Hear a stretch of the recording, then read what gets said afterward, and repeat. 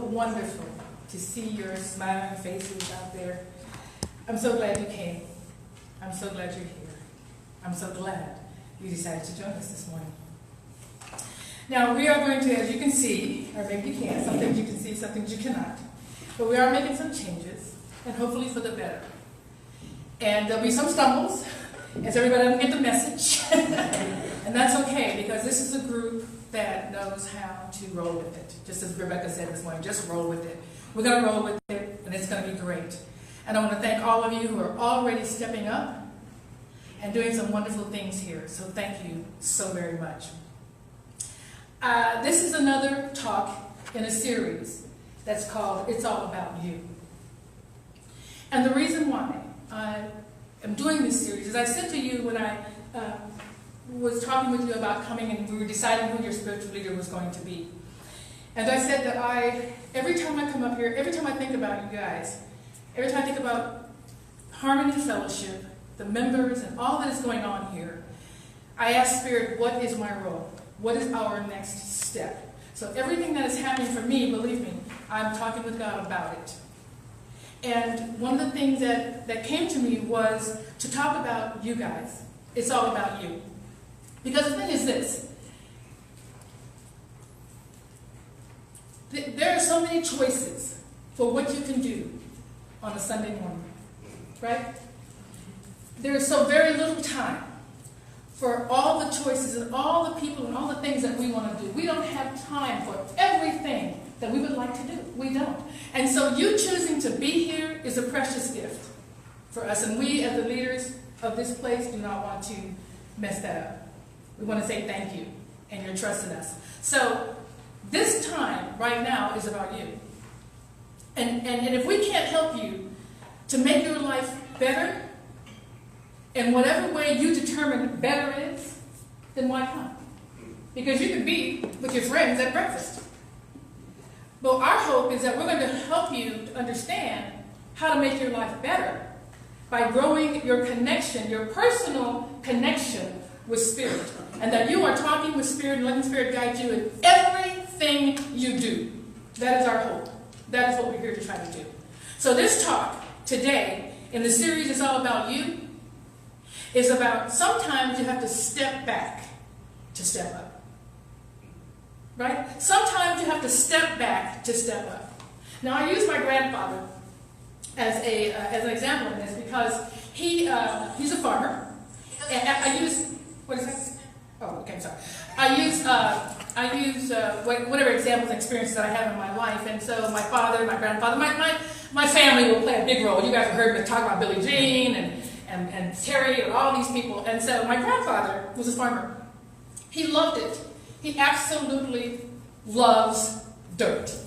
Right? Just loves dirt. Just everything about dirt. Just the smell of dirt and just the roads and he could plow. I mean, we would drive with him. And it's so scary because we're going this way and he's looking this way as he's driving. And, oh, those roads are so beautiful. Yeah, pops. Roads this way. So he just loved it. And he grew corn and he grew tomatoes and all of that. And so when it was finished, it was beautiful. Beautiful tomatoes. We have a sweet corn and all of that. But when it was done, you've seen a field and what it looks like, right? After it's been picked. I mean, it's a mess. So now he's got to clean all that up. He's got to plow. He's got to plant some seeds. He's got to baby it. He's got to fertilize. All the things that farmers have to do to then turn around and have this beautiful thing. So every time he finishes and he has a harvest, he has to step back so that he can step up again. So what we're doing today is talking about how do we step up. What is the next one, please? What do we, the purpose today is of life. The purpose of life is living a life on purpose. The purpose of life is to live life on purpose. So who's ever asked that question out here? Who's ever asked, what is my purpose? Why am I here? Who's ever asked that question? We're always asking that question, and I don't know about you, but here's what I found. My purpose changes. It changes. And why would it change? Because you're changing. Things are changing. Things are around you. When I first started this life, I was a baby. Right? I was a daughter. And then I was a sister. I was a friend. Still am. I was a mom, a wife, an employee, an employer. I'm a singer, I'm a minister. There's so many things that your life changes. And so what is purposeful for you at that time changes. And so we have to re-examine our lives and look at who we want to be right now. We are continually having to examine or re-examine our lives to see what we want to do and see where we want to go. So I want to tell you about 3 things. And you guys might ask me, why do I pretty much always talk about 3 things. So that's pretty much what you keep in mind, right? 3 things. I don't overload you. Like teachers always got homework. Yes.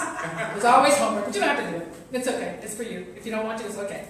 But 3 things I want to talk about today. Number 1 has A, B, and C. This is the thing that my father always did. It's like, I want to tell you 3 things. Yeah, but it's going to be 1A and B and C and D and 2A and B. Right? It's really 12 things, guys. It's 3.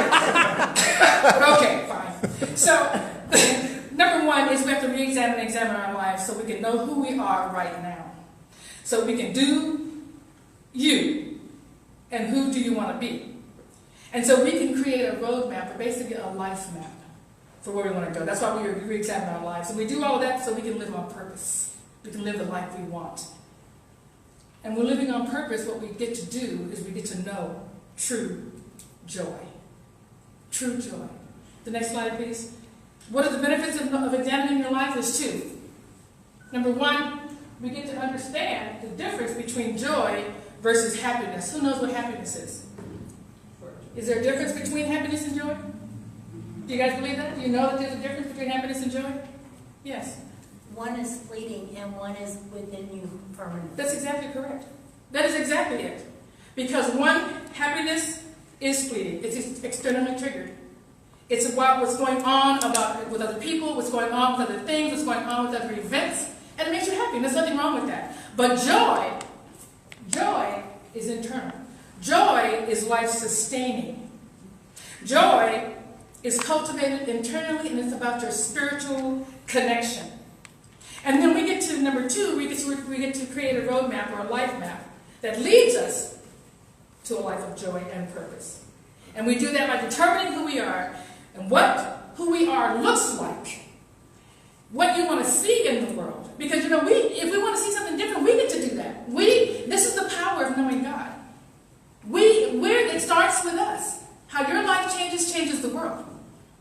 And then we get to take action. So,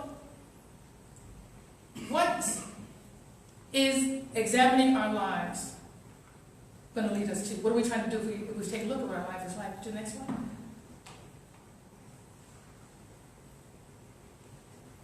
Okay? We take a look at what our top core values are. How many of you have taken a look over your lifetime of what your values might be? What your core values are? Exactly. We have to do this all the time. And why would that be important? Why is looking at our values, why is that important to us? What do you think? Yeah. Am I maintaining my integrity? Maintaining my integrity. Is that what you're going to say? It says who we are. Exactly. So people are watching us, and exactly. a child or whatever. Exactly. Exactly correct. Yes. Or your boundaries. Exactly. It gives us a container by which we want to live it. It's that map. It's that road that we're on. And that's what knowing what our core values do. Yes. It's actually in the realization that if I'm not doing something right in my life, if I've screwed up, how do I fix it? Exactly. So this is all of you are exactly correct.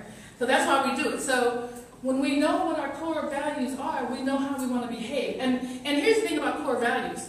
They're not selected. I was looking at some core values around, on the internet, which is, I love the internet. I mean, everything you want to do is type it in. It's not all true, but you can get a feel for what's out there. I know it's shocking, but it's not all true.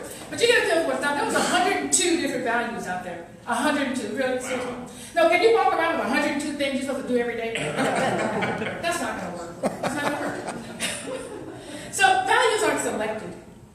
They're discovered. Right? They're discovered. You don't pick, 102, I think number 22 is good, and 55 is good. Let's see, 72? No. They're revealed. They're revealed to you. They're discovered. They're not chosen. You don't choose them.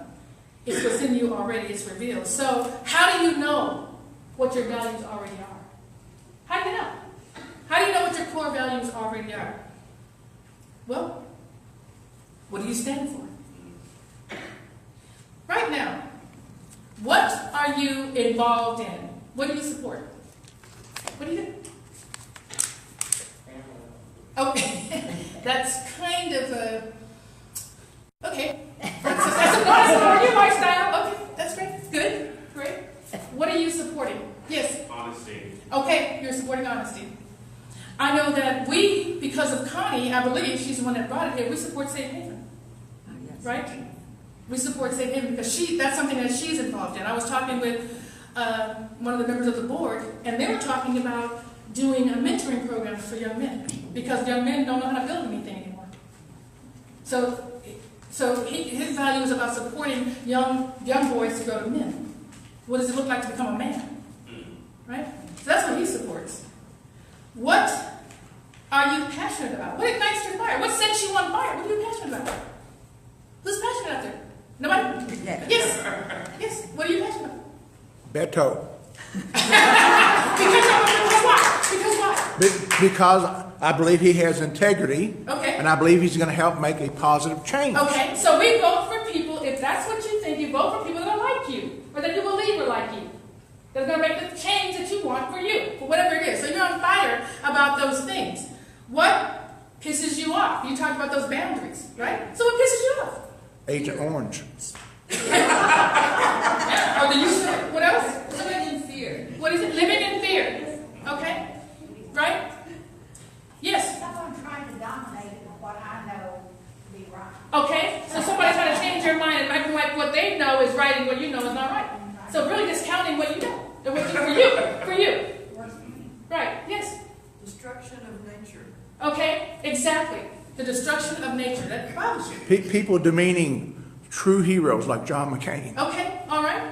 People saying they're not a hero. Okay? Bullies, Bullies. Bullying. all kinds. Okay? So we look at those things and we think, all right, so this is what pisses us off. What we get to do is say, what's the opposite of that?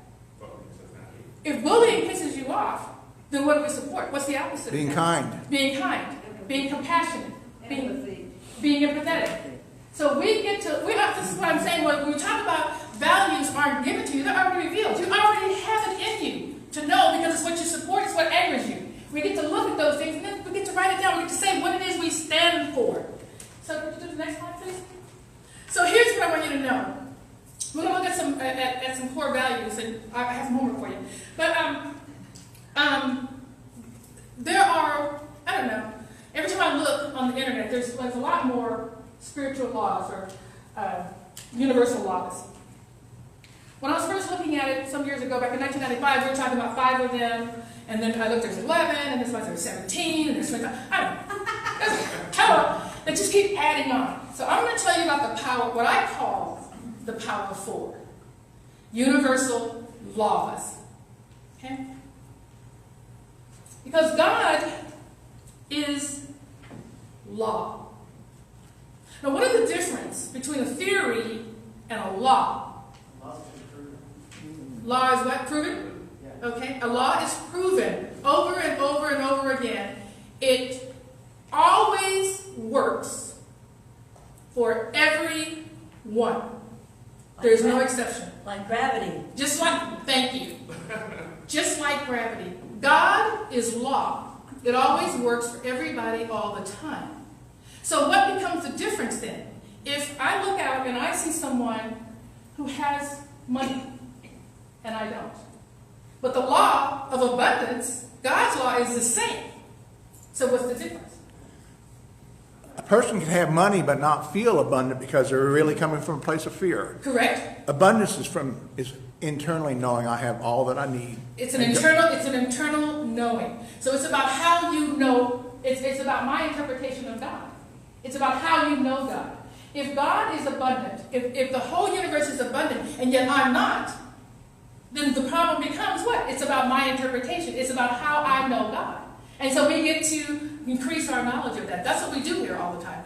One of the things I said last week was that the Nazarene told us that these and greater things shall you do. Well, we're not walking on water yet, which means we have some things we can learn. Right? We still have some things we can learn. Like And so- where the stones are. Exactly. So we're here all the time to continue to learn until we are where we want to be. So the first universal law, I put it in the order that I think they're most powerful. All of these are powerful, but this is the most powerful one. And this is the law of cause and effect, which says that for every effect, for every manifestation in your life, there is a specific cause. And the reason that that is so powerful is because it means that whatever's going on in your life, you get to change it. There is nothing outside of you that is bringing that into your life. No, there's accidents. I mean, there are true accidents. We'd like to say there are no accidents. There are true accidents. It's a physical planet. There's a billion people running around bumping into each other. So accidents do happen. But I'm talking about the main of your life, the way that your life mainly goes. We have control over that by the way that we think. So if you want to know what you think, if you want to know how you feel, look at your life, right? And that's sometimes a hard thing, because we want to blame somebody. I certainly do. I certainly like to say, well, he did that. That wasn't me. This morning, when Scott got it, thank you, Scott, he did not know he was doing the meditation this morning. And I said, what, me? I didn't do it, Scott. I didn't put your name on there. So taking responsibility is kind of a hard thing, but that's what we do, right, in New Thought, because that's where the power is. That's where the power is. So if we... They just stay there. I'm still there on the law. I'm still going on about that one because it's just so powerful. The law of cause and effect says that for every effect, everything that's in our life, there's a specific cause, which means, and everything comes from a thought in our mind. So we want to change what's in our mind. We just change how we're thinking about it. And I say just like it's that easy, but it's not, because we know it's simple, but it's not easy sometimes because we don't always know what we're thinking. We don't always know what's going on. I remember Jason was my second husband. My first husband was my high school sweetheart. And we were married for, I think, 4.5 years, which was about 4 and 3 months too long, 4 years and 3 months. Right? You know, in the beginning it's not going to work, but you're just hoping, and you're just, you're dreaming. And so we got, he was a very jealous person. I mean, I know that he loved me. There was never, this is when I know love is not enough. That kind of love is not enough. It has to be more. It has to be a different kind of love. But he was very jealous. And so I was young. I'm a young person. I'm under 20 and we're married. So everything's all steady yucky. So, okay. So I'm going braless. That's me. But he didn't care for that. All right. So just trying to keep the peace. So I'm not going to buy bras no more. And then once we left, I'm in the bedroom, we're getting dressed, and I got this beautiful, like silky looking blouse. It's beautiful, a beautiful rich purple color, and I'm putting the blouse on and thinking, oh wait, no. I don't like this on without a bra. So I'm going to take it off and go, wait the hell a minute. Yes, I do. I actually do like this without. He didn't like it. Damn him, I'm putting this on. And so that was just one point where I knew that wasn't my thought. I was doing something that wasn't about me. And it came to mind when I put that on. So there are thoughts, and I'm just saying there are thoughts that you don't always know you have. But what you can do is look at your life and say, if this is not what I want, what are your thoughts about it? All right? It goes right back to you. That's why it's so powerful. Yeah? Okay, the next one. The law of attraction and the law, these are actually two, but I think they're so close, I think they go together. You can't do one without the other, I don't believe. So the law of attraction says that we are living magnets. Okay? We draw into our lives, into everything we do, people, thoughts, things that are in line with our thinking, with our dominant thinking. Birds of a feather, right? They flock together. That comes for a reason. Because, so if you look around and you're thinking, there's a lot of buttholes in my life. I'm not saying you're a butthole, but I'm saying you might want to think about why you accept that in your life. What do you think about you? Or is that the only thing you're worth? You see? You're drawing into your life whatever it is you think about all day long. The law of focus says that what you focus on, what you concentrate on, grows. That's how you know you can change it. Because if you're thinking, this thing right here is the only thing that's good enough for me, is this thing right here. But you start changing your thought. So you lessen your focus on that and grow your focus over here. Now you're drawing in the law of attraction. You're changing it. That's why those two to me, are so powerful together. To understand those two. So the law of cause and effect, the law of attraction, and the law of focus. The next one. The law of expectation. We talked about this last week. Paul came to me this morning. I loved it. His arms over me. Oh my God! He said, "You're just doing great. You're gonna do great. We're gonna have wonderful stuff. He just with arms open. You just go." I thought, "Go ahead, brother. Set the expectation." I love it. He's setting the expectation. Setting the expectation. I love it. We need to set the expectation of what we'll accept in our lives. What's good here? What do we want? What's not okay? We get to do that. So the law of expectation says whatever you confidently expect, even if it's negative, because why? A law doesn't judge good or bad. A law is a law. Gravity doesn't judge good or bad. You step off that roof, you're going down. It doesn't, right? It doesn't ask whether you're a good person or a bad person, you're going down. So the laws don't ask whether it's a good idea or a bad idea. If it's your idea and you're thinking on it, it's coming.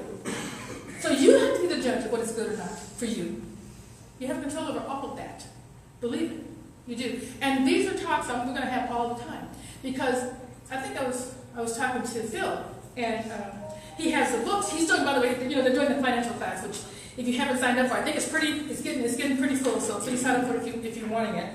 I'm definitely going. I love to learn new things and understand how finances work. So I'm definitely going to go there. But he brought to me the books. He brought the books, and he said, you can read the books beforehand, or you can wait until the class because everything's going to be covered in the class. And I said, no, I'm going to go ahead and read it. Because the way that I learn, it's not just me, it's how we learn. Learning is repetitive. You have to, you hear it, you speak. There's a thing up there that's I'm going to quote about it. But you see something, you hear something, you do something, you repeat something. That's how you learn. Okay? So I'm going to be talking about these same things over and over again. Good Lord, did you just talk about this like a month ago? Yes. Yes, I did. Yes, I will. It's all right. We're going to keep talking about it until we're living it, until we're all walking on water. Then you won't hear from me again. So, yeah, we're going to be hearing from me for a while. Okay? So those are the four power laws. No, that's not what they are. Those are the four power laws. And so we need to understand those. I went from, can you go to the next one? What's on the next one?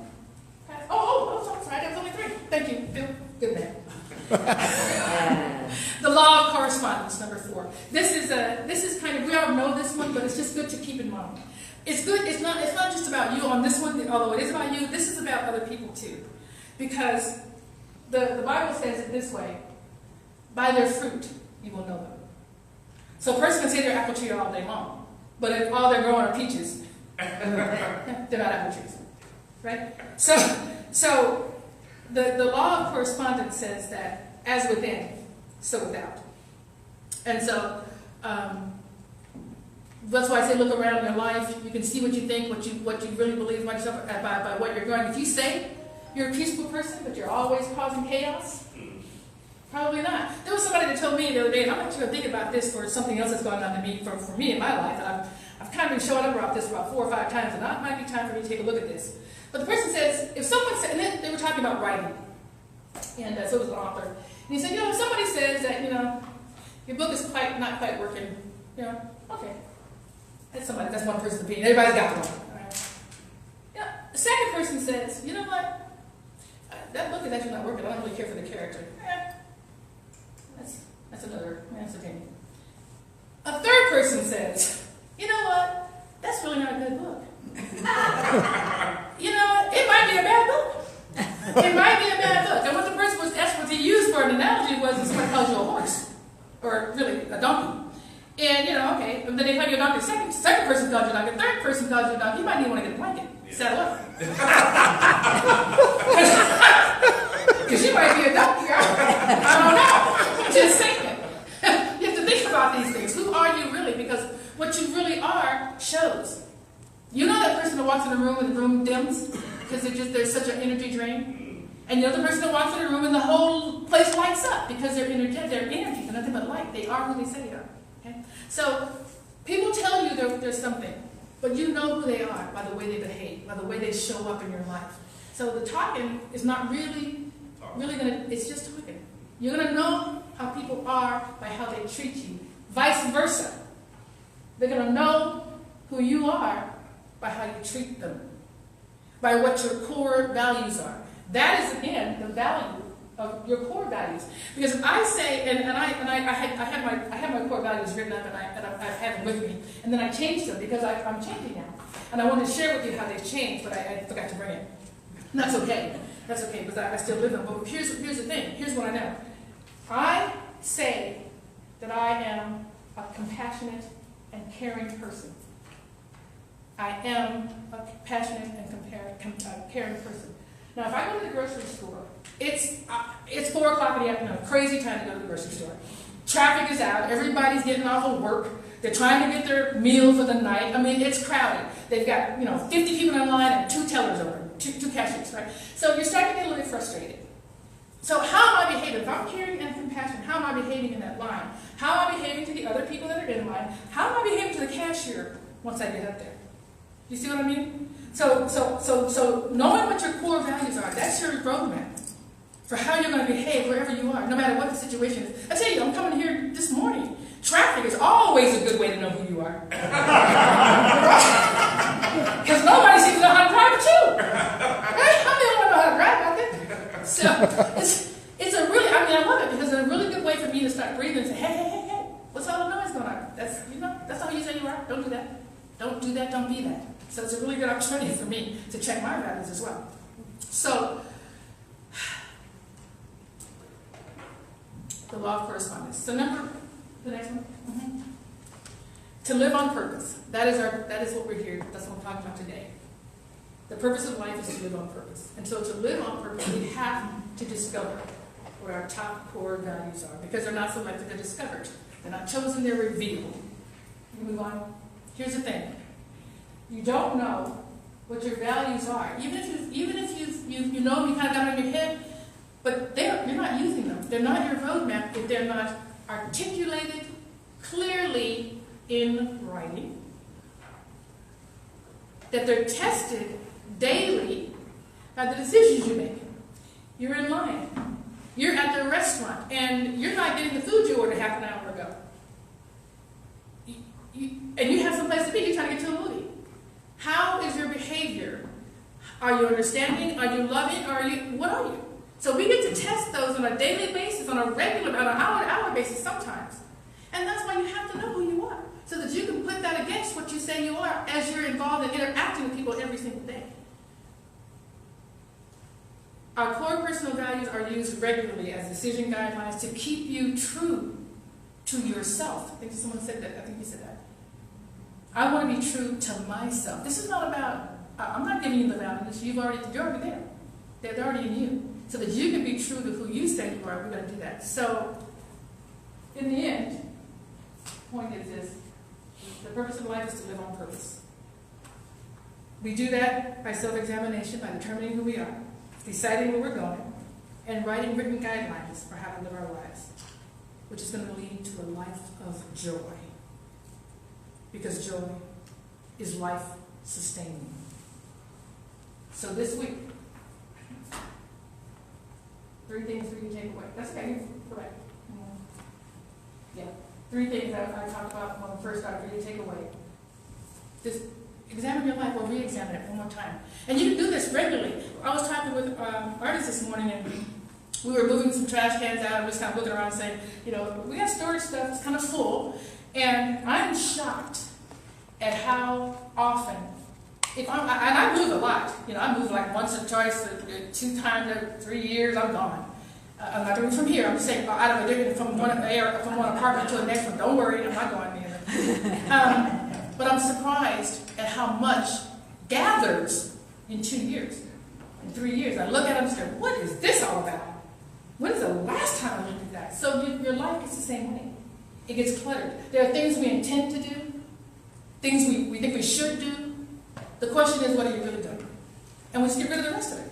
So who are you really? And let's just focus on that, who you really want to be. And that's what we're doing this week. So we're determining who we are. We're deciding who we want to go, basically who we want to be. And we're creating that life map guideline through our core values, so that we live on purpose, so that we can sustain joy. So the actions for this week, go to the next one, is to go through the self-examination exercise, which I have for you in the back. So if you wish to, you don't have to. Like I said, this is for you. If you feel like you want to, Phil has it in the back for you. Just a list of some ideas of what core values would look like, some questions you can ask yourself, and just take some time. If you wish to do it. If you don't worry. And if we run out, I have more. I'm here for you, Bex. I'm here for you.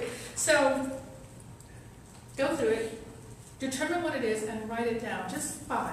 Just your top 5. That's all I work with. Top 5. Top 5. And then next week we'll talk about it. Right? When we do the afterwards. So we're going to start afterwards today. When the prayer minister, when we finish circling up and we've done our final song, we'll be back in here, myself and Scott, to talk about what we talked about today, a little bit about what we talked about last week. We went home with a little bit of homework, so maybe you did something, maybe you didn't, but if you want to share it, we can talk about that. And that's what we're going to do. We're going to go away with some things to do, and we're going to talk about it if you want to. All right? So, again, I thank you all so much for being here. I hope so much for you to know life-sustaining joy. Namaste.